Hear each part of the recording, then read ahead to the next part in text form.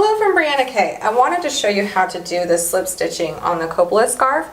And this scarf can be made with a bulky yarn, but it can also be made by using the one skein to a bulky yarn method that I do.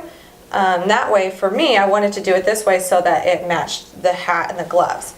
To do that, you're going to start that one skein to bulky yarn method by making your S, but you're not going to make that slip knot. You're going to make the S and pull down the center and pinch, and then this is the part that we start with to slip stitch through. I like to start one row below, like on the foundation row, and then start working in these chain one spaces. So I'm going to insert my hook, grab the center of that S, and pull through. Now what you will do is these ends you'll weave in, and then this is the end with the loop that you'll start making that bulky weight yarn. And I'll link a video so that you can see that method if you haven't yet. Then all I do is I continue to slip stitch up this scarf into those chain one spaces. And every single time you get to the chain two spaces, that's where you're going to cross and start working the chain one spaces on the other side of the swirl design. I find the hardest part of this is making sure I grab all three strands behind here.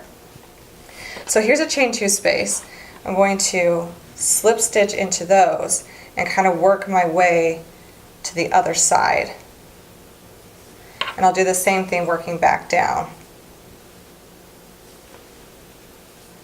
There's my chain one space.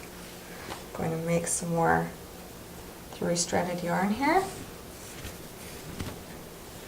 And keep going. So that's it. That's all you have to do.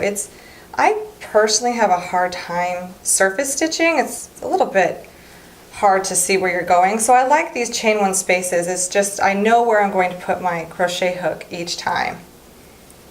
And so I'll work that, and I'll keep going across and swirling these chain one, chain two spaces all the way to the end.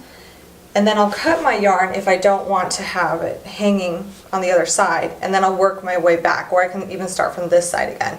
And I'll just do the opposite swirl. And that is how you surface stitch onto your Coppola scarf.